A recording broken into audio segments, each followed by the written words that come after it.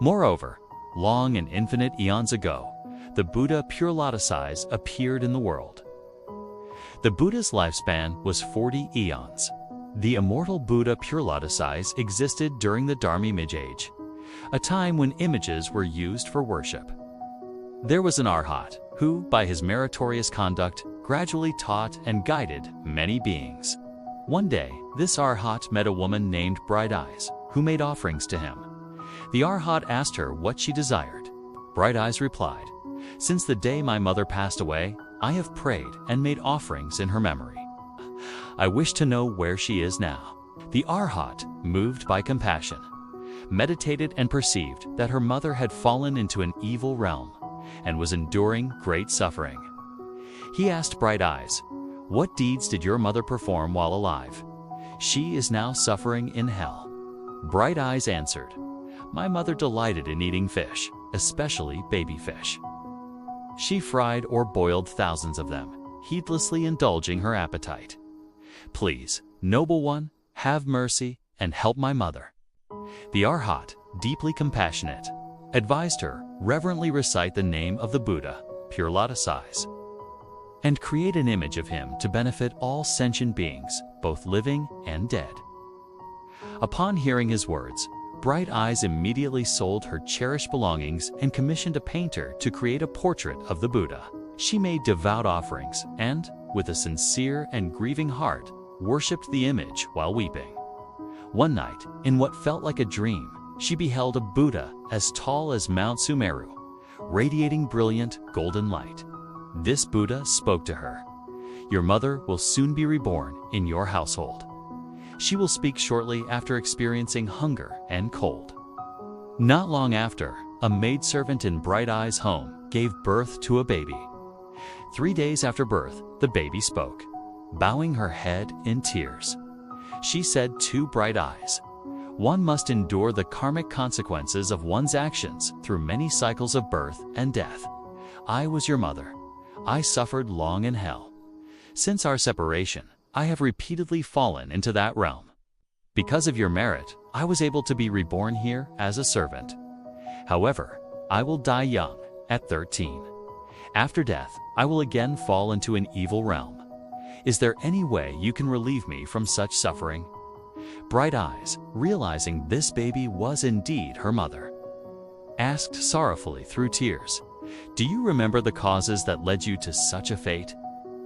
The baby replied, "I suffer this retribution due to the karma of killing and slandering. If not for your intervention, I would still be trapped in hell." Bright Eyes inquired about the conditions in hell, and the baby responded, "They are so terrifying that I dare not recall them.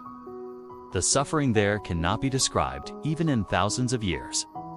Overcome with grief, Bright Eyes raised her voice to the heavens, pledging, "Please, all Buddhas from the 10 directions, may my mother be liberated from hell and never again fall into evil realms. After her 13 years on earth, may she never again be born in a lowly form or as a woman. I vow before the Buddha Pure-Lotus-Eyes that, will devote myself to saving and guiding all beings in all worlds and hells out of suffering. I shall not seek Buddhahood until they have all attained it." Then, Bright Eyes heard the voice of the Buddha Pure-Lotus-Eyes. "Bright Eyes, your compassion and benevolence are immense. Because of your great vow, after your mother completes her 13 years of retribution, she will be reborn into the Brahmin class for 100 years. In her subsequent life, she will enter the land of no worry for countless eons and eventually become a Buddha, delivering as many beings as there are grains of sand in the Ganges."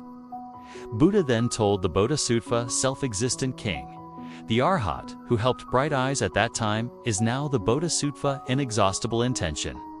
Bright Eyes' mother is now the Bodhisattva liberation. And Bright Eyes herself has become the Bodhisattva Ksitigarbha. Over many eons, Ksitigarbha has compassionately vowed to deliver all beings, making as many vows as there are grains of sand in the Ganges.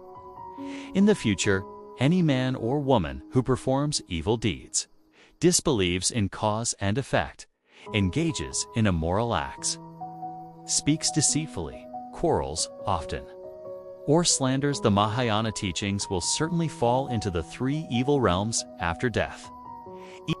However, if such a person meets a wise being who guides them to take refuge in Bodhisattva Ksitigarbha, even for a brief moment, they will be spared these retributions. If they wholeheartedly revere, gaze upon, worship, praise, and make offerings of flowers, clothing, food, or jewels to Bodhisattva Ksitigarbha, they will enjoy vast happiness and heavenly welfare for boundless time. Even after their heavenly rewards end, they may be reborn as emperors for hundreds of thousands of eons and retain memories of their past lives.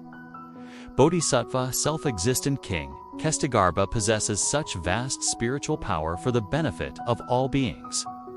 You must uphold this sutra and widely propagate it. The Bodhisattva self-existent king replied, "World Adored One, do not be concerned. The billions of bodhisattvas and mahasattvas here will indeed spread this sutra throughout all worlds." With deep reverence, self-existent king joined his palms, bowed, and withdrew.